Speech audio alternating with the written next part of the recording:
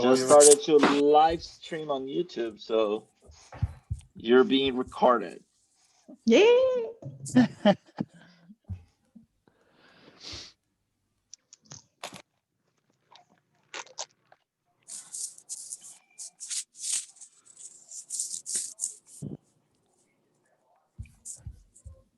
I think now I'm seeing like new names. I'm not sure if I met you, Diego Duarte, before. I don't think so. I work in HVCs. Maybe we will meet with you there. But I was just find some event and find this one, and maybe I came here to improve my knowledge. I mean, that's very good. Good to hear that, sir. Awesome. Hope Welcome we fit to the your group. purpose. Yeah. Thank you, guys. That's awesome. I think they already saw Tiago a couple of times. Yeah, I think he entered last time from Ireland, right? Yeah, I think. Yes, that's right. I'm from Dublin. That's good. Welcome again, man. Thanks. Yeah. Good to see you all. Yeah, Claudia as well. Claudia already attended. I think a few ones as well already. Hello, guys. Nice to see you. Hello. Hi, Claudia. So they need just wait 2 more minutes before we start? Yes. What do you think? Yeah, I think so. Otherwise, it's going to be too late.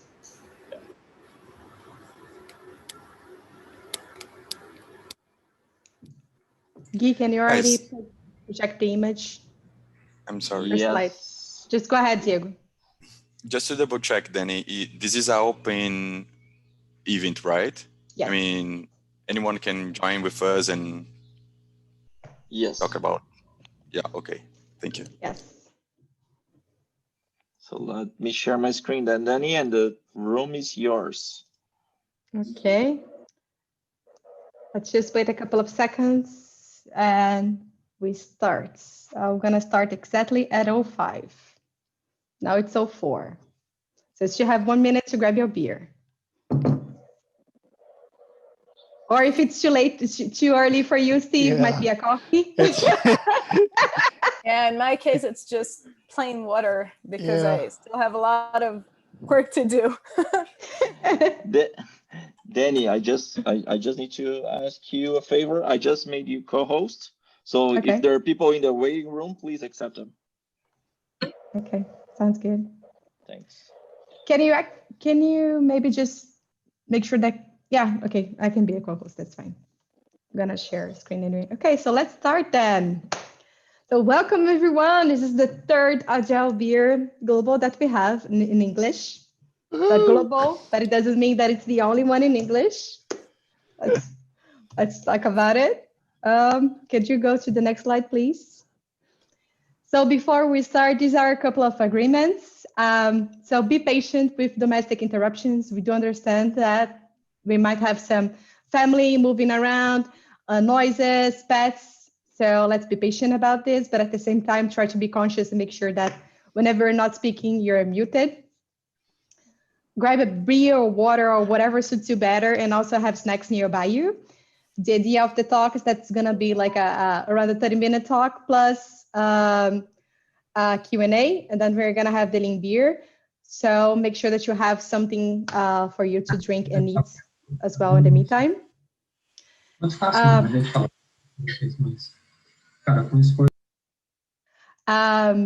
So let's one topic that we do not like to actually happen here is to talk about politics. So if you want to talk about politics, try to find another meetup. This is not the best one that is suitable for that.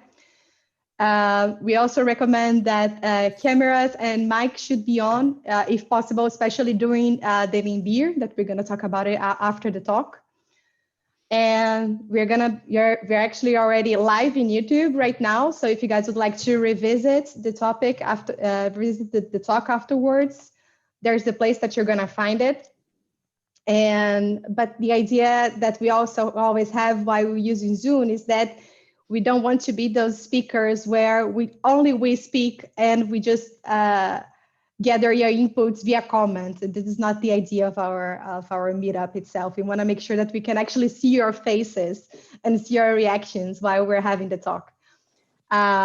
So two of the tools that we're going to use it for today, one is Zoom, as I just said, and also another one called Slice. We're going to send you guys afterwards. The idea is that we're going to use Slice for the Lean Beer itself. And we're also going to send you guys a link of a feedback. So you feedback form, and also a place that you can also add your LinkedIns as well, so we can share that with the rest of the community.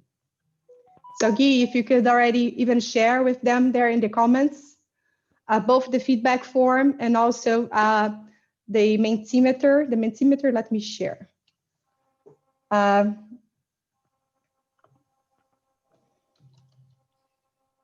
let me share.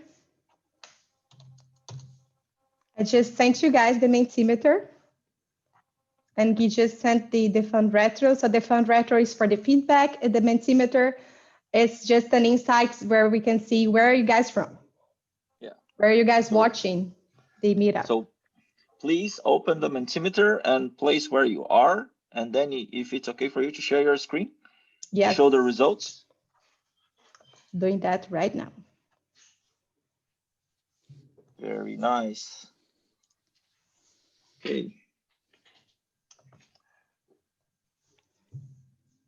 So Portugal, Ireland, Brazil.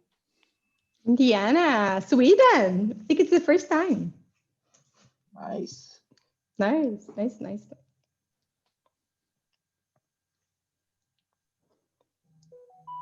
Guimarães, I think it's in Portugal, right? Mm-hmm. Probably.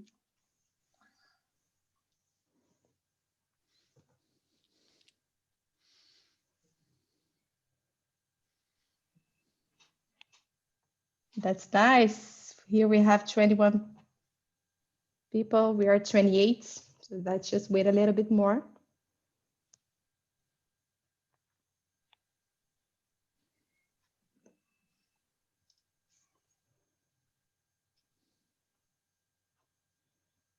France, that's nice. I guess that it's also the first time that we have someone from France. Yeah, I think so. Well, that's really nice, guys. Thanks for doing that. Thanks for sharing. I'm just stop sharing my screen. Sure, can you get back to the image? Yes. Yes, I will right now.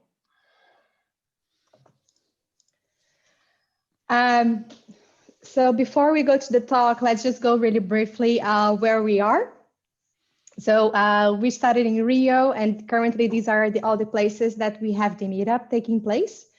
So we have in multiple cities in Brazil, plus Portugal, Singapore, United States, and Dublin and London. Let's move forward, please. This is our mission.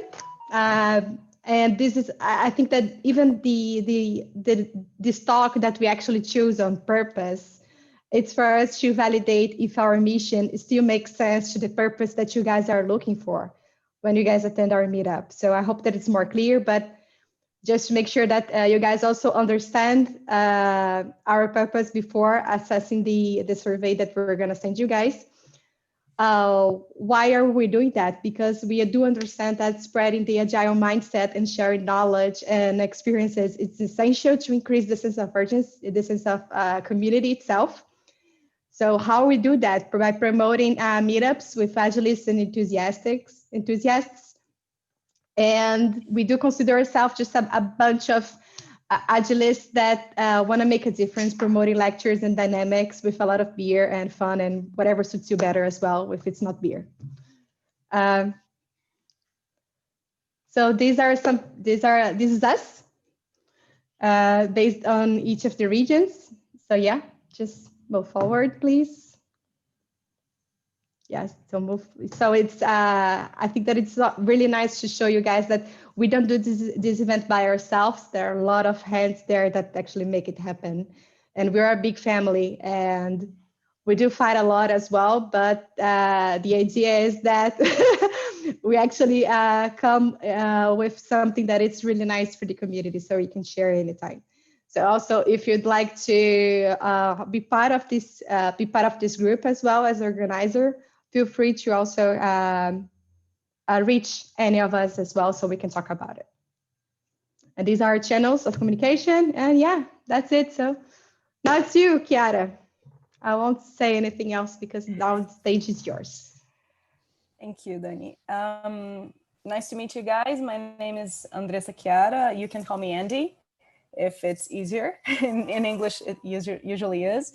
I should be here with Marco Dubovsky because we have some cases that we built together, but he had a work emergency, so I'm on my own, unfortunately. I'm going to show you my screen.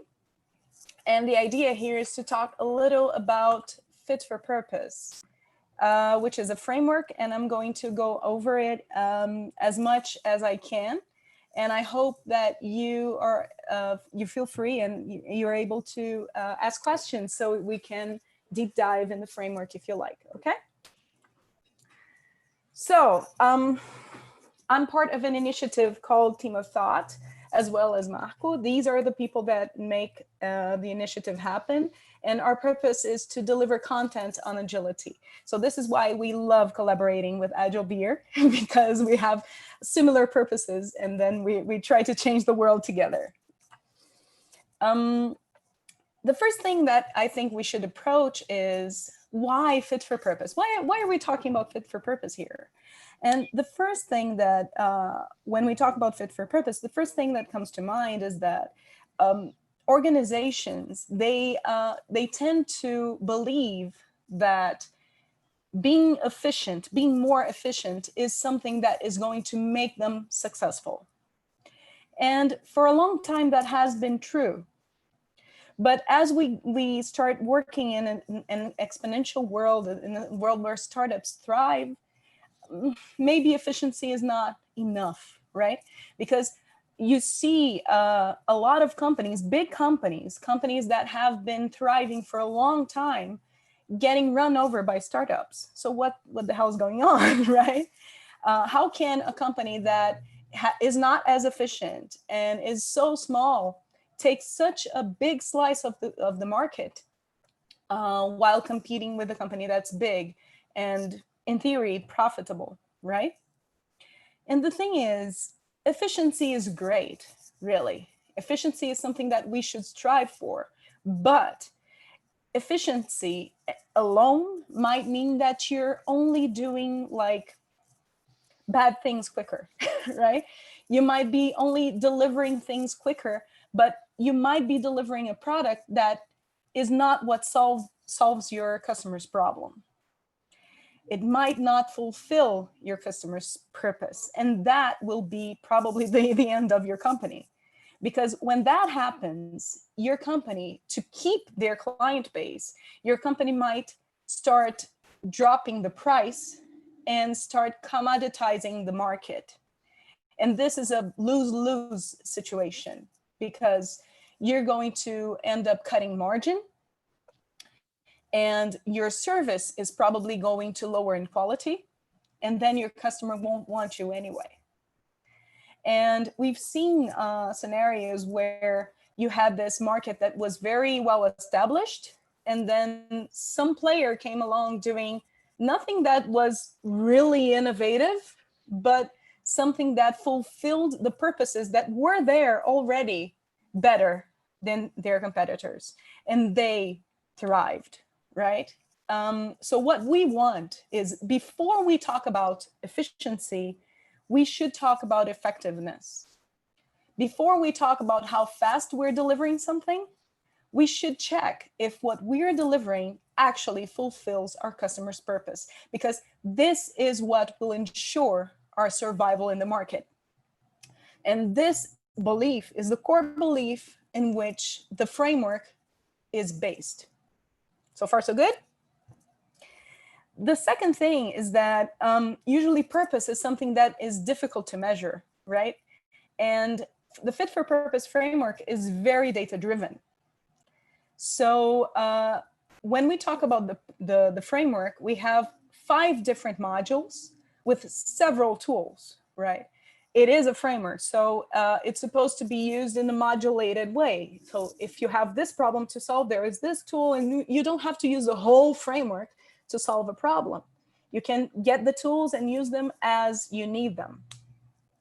But one of the most famous tools in the framework is the fit for purpose card. And I want to tell you guys how this came to be.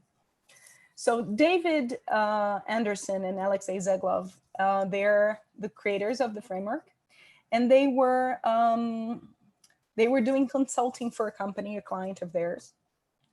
And this client, they had a problem. They were working with efficiency. They were improving efficiency a lot, but when they looked at effectiveness, they didn't know if what they delivered solved the customer's problem, fulfilled the customer's purpose. And this meant their competitors were like putting them in danger. And they came to Alexei and David and said, well, I have this thing called NPS, but I take a look at the result and I'm not sure what to do with it. And the challenge was, you have to find me something that is better. And I'm not saying that NPS is not a good tool, okay, guys? It's a great tool if the nature of your business relies on recommendation. Because the question you ask when you do NPS is, would you recommend this product to a friend, for instance? But on the other hand, you have like, some time ago, Klaus Leopold, which is a very famous person in the Kanban community, I do love him. He tweeted, can someone please tell Microsoft that I'm not used to talking about operational systems during my bar conversations? Because Microsoft had sent him an NPS research, an NPS poll, like, would you recommend Windows to a friend? And there are some places in which NPS works very well, but there are some places in which it doesn't. And even when it does work, it's not something that gives you the next step in terms of strategy. And as a product coach, I have worked with a lot of product people trying to develop their careers. And the thing that was always a difficulty for me was, how can I teach someone to have that gut feeling that says, this is the next strategic step, right? And this is one of the things that I love the most about this framework, because it helps you take that step in a very structured, data-driven way. And if we want to talk about data, we have to talk about the types of metrics, which is something that's awesome and usually a game changer and usually a shift in paradigm when we talk about fit for purpose. It's this part here, right? And for fit for purpose, there are 4 types of metrics. The first one is the KPIs. The second is the health indicators.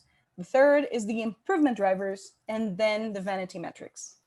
When we talk about KPIs, usually in the market, KPIs are known to be the metrics that are important for the business. Simple as that. But what the proposal fit for purpose gives us is that KPIs should be the things, the metrics that your customer takes in consideration for choosing you. So I'm going to give you an example. Let's say we do have a restaurant, and this restaurant is in a food delivery app. When you use a food delivery app, there are usually 2 metrics you take in consideration. Obviously, it's different from person to person, but in general, 2 metrics.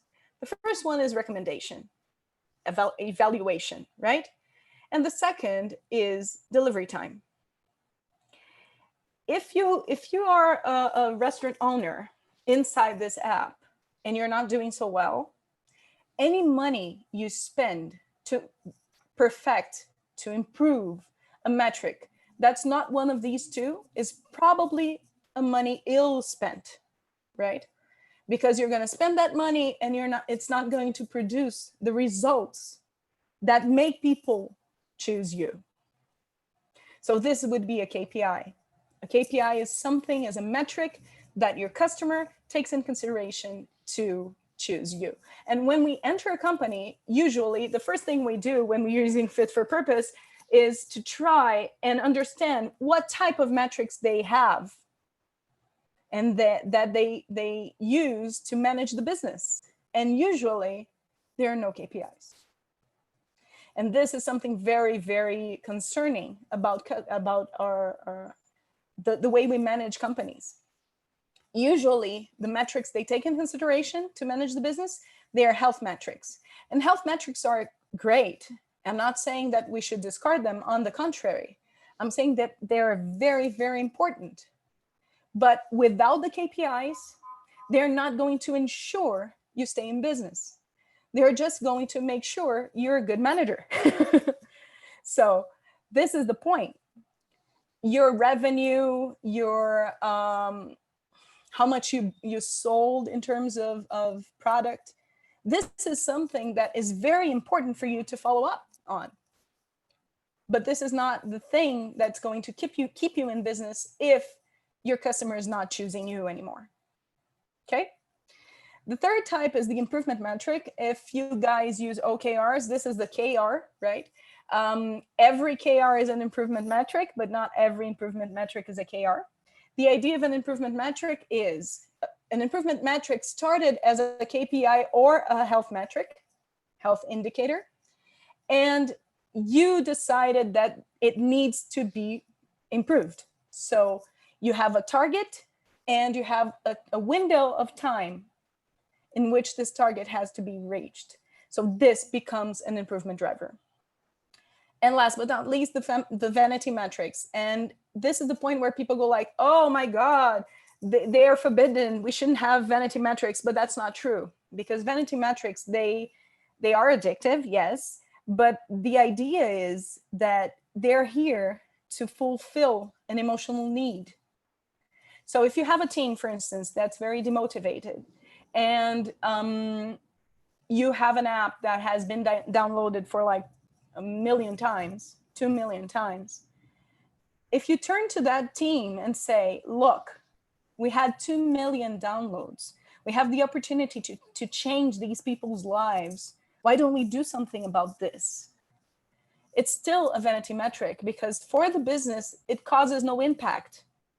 I can have 2 million downloads and like 2 users that are actually using the app, right? So that's why it's a vanity metric. But the fact that it's a vanity metric doesn't mean it's useless. It just means that you shouldn't be taking this into consideration while making strategic choices, okay? So this is the fit for purpose card, the one I explained before. The purpose of this tool is to measure purpose. So it's made of 3 questions. The first one is, what was your purpose in choosing your product, the product or service, right? This is an open question. So the idea is that I collect the purposes in an open way. So I'm not inducing the person to answer what I want. The second is, how much was this purpose achieved or fulfilled? From 0, which means basically I hate you guys, to 5, which means, yay, I love you, it exceeded my expectations. And the third question is, tell us why you gave the score you gave to question 2. Here, the thing is, it's a very simple poll, it's a very simple form, and it's supposed to be simple. Because the more questions you make, the harder it is for the person to fill in the form. And your conversion rate for that research drops drastically. So it has to be kept simple and short. So the thing is, with the card, it looks simple, but the magic is not in the card. The magic is what you do with that data. So I'm going to show you guys some cases on what we did with it. The first case is Soggiorno. It's a pizzeria, it's a pizza place in Brazil. And it was our first case with Fit for Purpose. We ran the card. This was the card, the original card. We ran the card. We didn't have a pandemic yet, so people were going to the pizzeria. And this is how you show, how you present the result of that poll in a very strategic way. This is something a CEO would accompany during the weeks in terms of improvement. The first information we have is in the extreme right.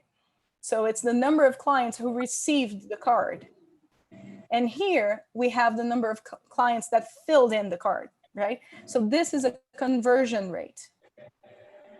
This is how many cards I sent out. This is how many answers I got. Then we have how many purposes were informed. So each person, I have a total of 44, and each person gave me an average of 1.7 purposes. So some people gave me like 2 purposes, some people gave me like 1, people gave me 3, and so on. The idea here is that this number is important because if you have a dispersion rate that's too high, you're probably not focusing your business on anything and probably not doing anything well.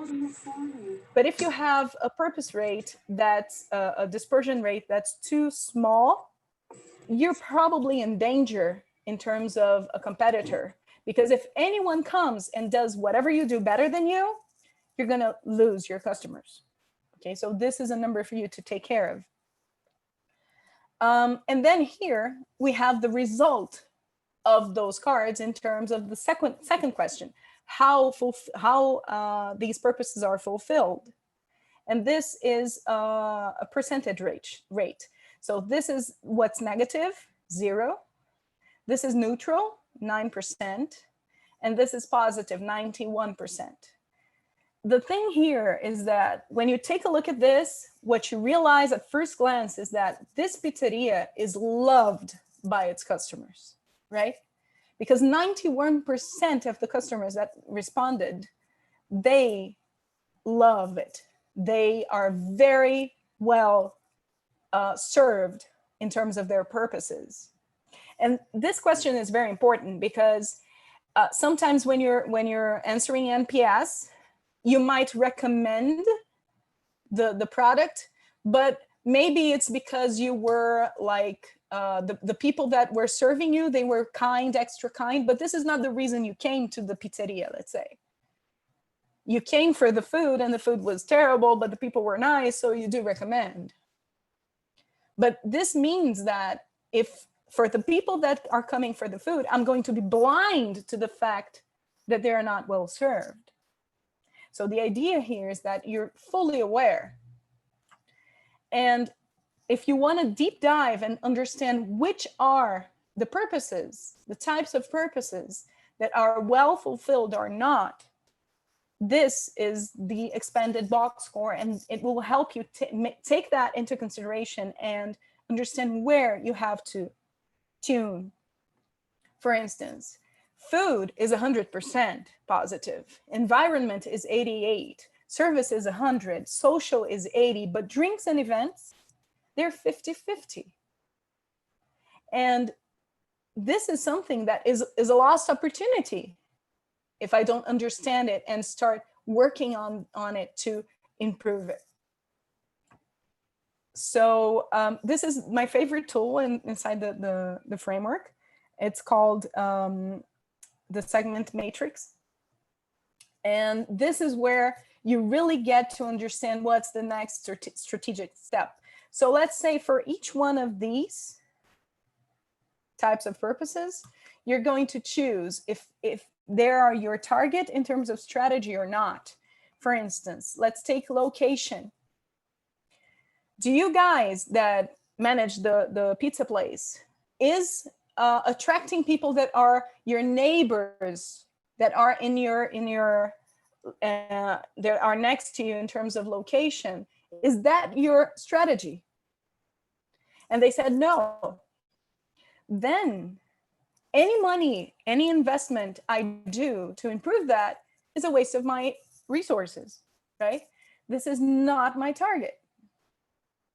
On the other hand, if drinks and events are my target, this is something I have to improve. So this is how it looks. Here are the things they chose to be their target. And here, like unsatisfactory, mediocre, and satisfactory, these are the aspects the poll gave me in terms of data. This is the actual client response. So for social drinks and events, I have to improve this. Let's say I had some issue that was inside the target, but it was unsatisfactory. Let's say events was that case. This means that my strategy has events as target, right? The clients are coming for that, which is awesome, great news. So my strategy is working with events. People are coming for events, but my solution is not fulfilling their purpose. So what the matrix tells us here is that should we pivot the solution? Should we consider new targets? Should we keep the solution and change the target, change the target audience? Or should I keep the target audience and pivot the solution? This is something the matrix will help you understand and take the next step. For each quadrant, I have a different approach I can take. For instance, for the ones that are already positive and are part of my target, I should just escalate. I should exponentialize. I should go to the social media and make a scandal, like, wow, this is what I deliver. Look how awesome. Because this is something that I already do very well. So I just need to increase the number of people that know that, right? On the other hand, if I have something that's not my target, if it's unsatisfactory, I just should communicate that I'm not doing this. And it's okay. Because companies usually try doing everything at the same time. And this is poison, right? If it's something that's non-target and it's mediocre, what I can do is not overserve, right? I can communicate, but I'm not going to spend a lot of time and energy focusing on improving that because that's not my target. But if I have something that is positive and is not my target, maybe I hit the jackpot. Maybe there's something here that if I monetize is going to be a huge success.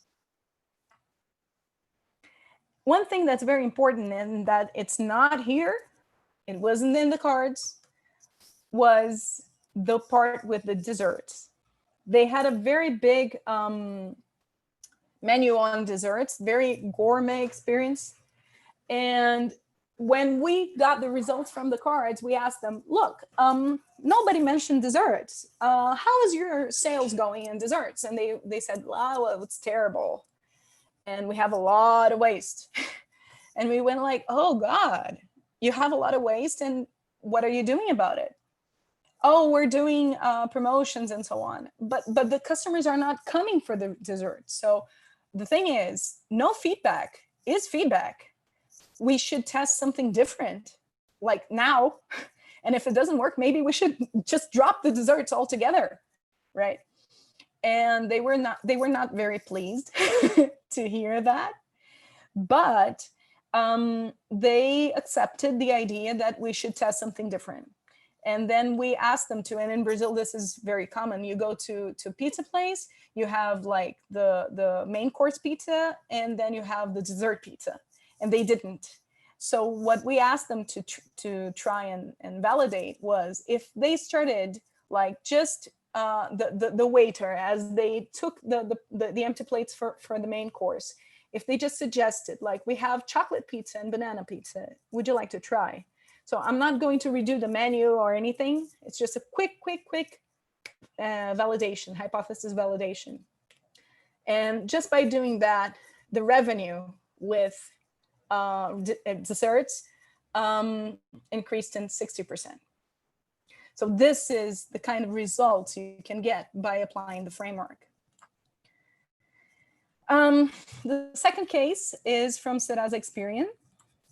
And what we did here, and there's a lot of things we learned. We tried with 3 different products, and this was a closed card. Remember I said that the first question in the card, it's should be an open question. This was something we learned very well here, because we predefined 3 purposes for these products, and we applied the card. What we found out was the purposes were very well fulfilled, much more than we expected. And this was very good news. There is always room for improvement, obviously, and the issues that are like neutral and negative, they're precisely the type of thing that are opportunities for us to improve, like the dessert idea.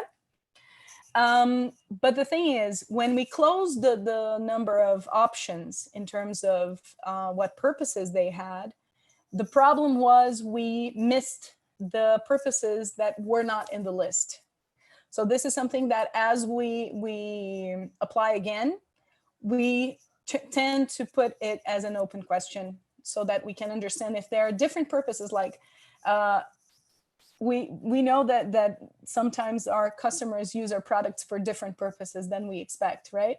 So this is the idea, so that you can grab onto that and see if that's the case. And last but not least, the cycle here was very long, and we think that we can do it in shorter cycles, right? So the idea here is that we got a lot of responses, see? And this is great because statistically it helps.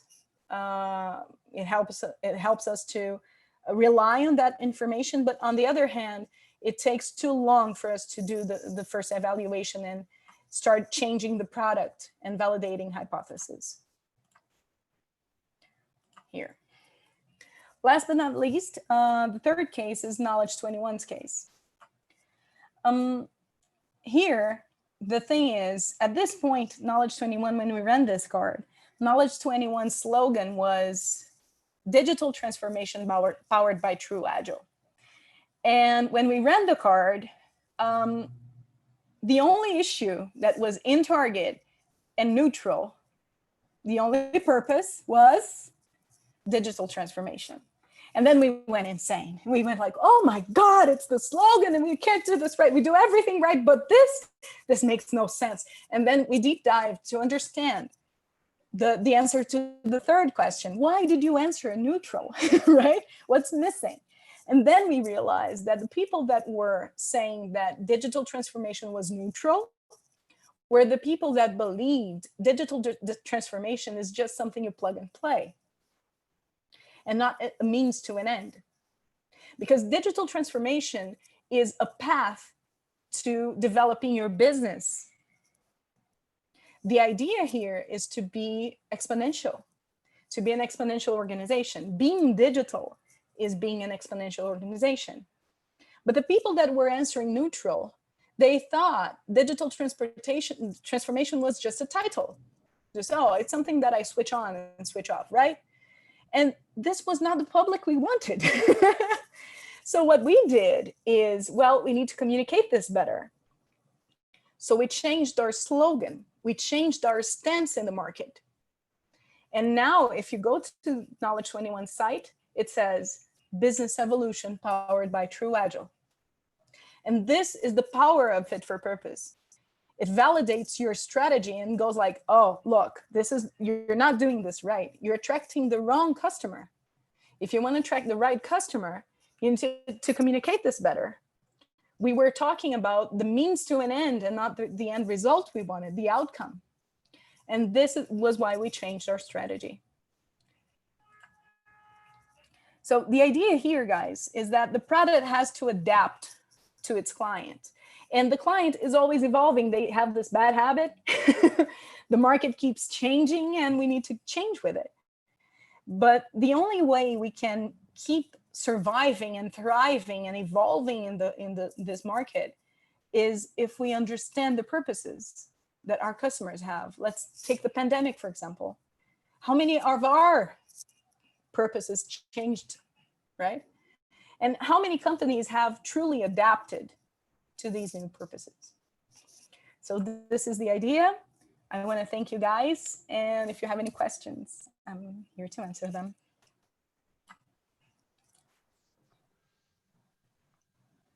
Yay! So yes, if you guys have questions, feel free to unmute yourself. So how was the surveys taken, the cards? Was it in person, remote? How did that happen? It depends on the case. For instance, in the pizzeria, it was in person, and they received the card physically. With Serasa, it was a tool online. And with Knowledge 21, it was a poll in Google Forms. Thank you. You're welcome. I have a question. Yeah, regarding the Knowledge 21 experience, it wasn't clear for me on your explanation. How did you come to the conclusion that the digital transformation was the word that, let's say, that wasn't triggering what you were expecting? So did you get this data in the card as well, or did you do anything extra? Yeah, we got the data in the card, because the card has 3 questions, right?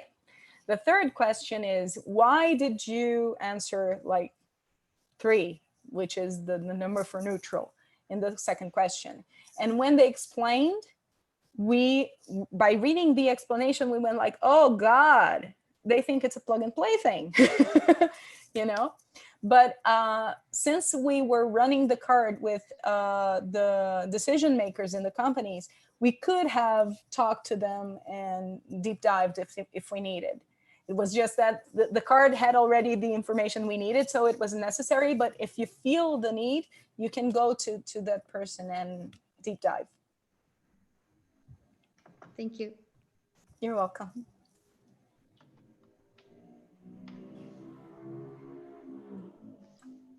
Any other question? Yeah, okay, I got one question here. I was looking at this card, and if the customer is answering 3 different purposes, how are you able to differ? Awesome. The numbers? Awesome question. There are 2 versions of the card. Usually we go over them during the training. It's a 2-day training, so talking about fit for purpose in 25 minutes is really a challenge. It is a challenge. But the idea is you have 2 different models for the card. The first one is the one I showed, which usually gives you the more the biggest conversion rate. And then it's not something that's terrible if you have like neutral for 3 different purposes, and it's okay. It's not that statistically problematic, right? But if you do want to be very precise, you use the second model. And the second model you're going to have like 3 questions. The first question, like purpose 1, purpose 2, purpose 3. And then you have 3 answers for the second question, purpose 1, purpose 2. And then you have 3 slots for the third answer. Usually you're going to lose a lot of responses because it's more complicated to fill in. This is why we don't use it that much, only if we need something that's very precise. Make sense?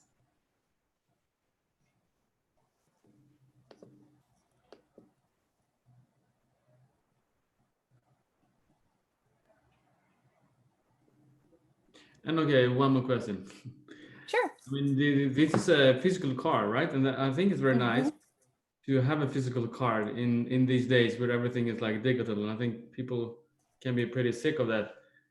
But I was also thinking actually about that. If it's a version of this that has the shape of like if you put up your phone screen and it could be like the exact shape of the car and you just tap it. Is there a version of that? There are some tools being developed in terms of automizing the whole card experience, but they are still being tested. it's a very good idea nonetheless.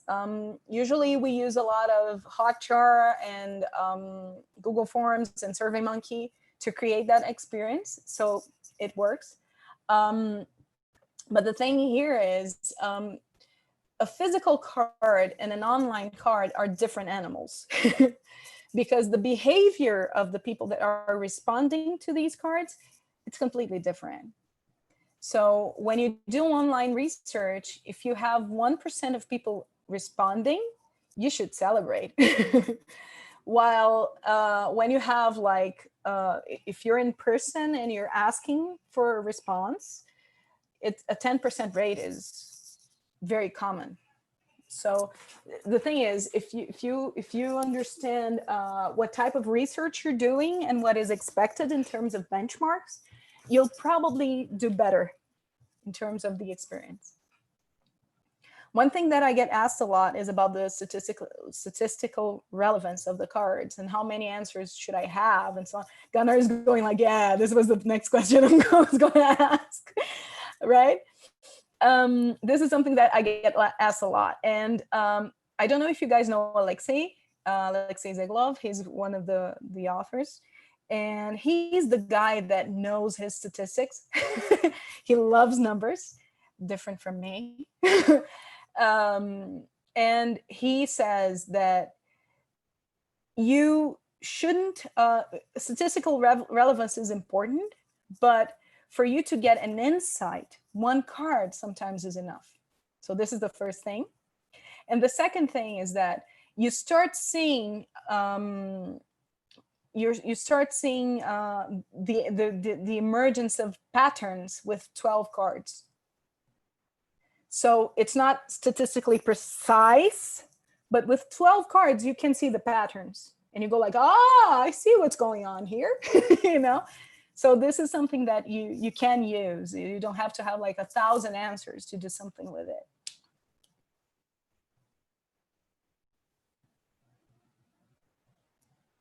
Questions? I have a question because it's an Agile event, so I need to ask, how long were the cycles? So from we have an idea, we measure something, we incorporate the feedback, and then we measure again. Awesome. We measured the card in the pizzeria, we measured for a week.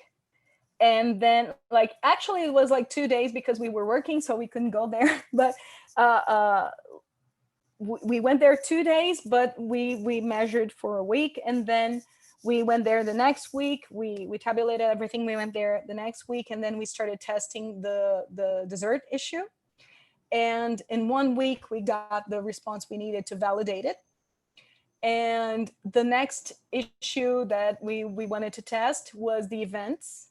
And they changed the way they served pizza because they were always serving the small individual pizza. And for people that are going in events, they want to share. So they started serving big pizzas there and started doing double shot promotions and so on. And that increased the flow a lot. So 1 week, one cycle. Yeah, thanks. Very important because second question, how much did this challenge the companies that were involved? That you said, yeah, we're going to do this in 1 week. Yeah, they were very uncomfortable, but not only because of the short period, much more because they wanted to, I'll have to go back and explain a different tool in the framework. In the framework, there's a tool called components, and it's design, implementation, and delivery. I didn't get into this because it's one more thing to explain, but the idea is that we have the tendency to change everything, always go back to design and redesign everything and spend a lot of time, money, and effort in testing a hypothesis. And what the framework tells us is that this is stupid. If you're not sure, test it in delivery. And as you build the numbers to justify a change in design, then you go to design and change it. So what we did is we asked them to change something in delivery. Delivery being the experience and the people that were serving the customers. So they would go to the customer and say, listen, we have an option for dessert. That's pizza, sweet pizza, yay. Now, do you want chocolate or banana? And this is like very, very common flavors for dessert pizzas in Brazil. And suddenly what happened was people were saying yes. And then this servant would go, the waiter would go back to the kitchen and say, listen, you have to make something up here because we need to sell this pizza. And then the chef would bake the pizza, and then I would have something that it's a change. It's an implementation delivery change. I didn't change the menu. I didn't change what they bought in terms of materials. I didn't change the way the company worked. So the stakes were lower in terms of risk. But what they wanted was to change the whole menu. So our problem was convincing them not to change in small cycles, not to validate in small cycles, but before that, not validating something from scratch inside the menu, creating a new menu, printing the menu for all the pizzeria, and then this was a piece of work. This was the biggest challenge. They wouldn't even run the card like a normal white, black ink card. If you notice, I don't know if you noticed, but they printed a card in the layout of the pizzeria because no, this is not our pattern, this is not our visual identity, and we were like, oh God, we just want to test something really quick, you know. And they sent it to be done by a designer, and we went like, oh God, why? So this was the biggest challenge. Yes. Well, if there's any more questions, so Andressa, super thanks for your talk. Guy already sent via the Zoom chat already the feedback form. And I also sent you guys our fit for purpose. So based on this presentation that Chiara just presented, we can test it in real life. Yes, we're testing it in real life. Yeah. So we already have like 34 responses there from all over. The idea is that we actually want to double check if the fit for purpose, especially during remote times, it still actually makes sense or not. So yeah, so please, we really would like to have your feedback. There's no need to do it right now. Just click on the form, leave it open, and reply it back as soon as you have time. Because again, we would really appreciate a qualitative thing, not a quantitative. So we're not looking for the biggest amount of replies, but actually honest replies. So if you can take like 5 minutes to 10 minutes to reply that, we really appreciate that. And you're going to help them build a new strategy. Yes, yeah. This is the idea. And as soon as I have the results, I definitely would like to share with you guys as well, so we can come up with a different proposal then, because we are actually using this format of talk plus lean beer for quite a while. So if you guys also would like to propose something different as well, we are open for that. And definitely on analyzing the results, I'm going to reach you. Andre, we can talk about it. We can tabulate together. Yes. Yeah, that's awesome. Okay. Oh, that's it. So now it's time for the lean beer. For the lean beers, yes. So so one thing that so Guy, can you share your screen again? Yes, I can.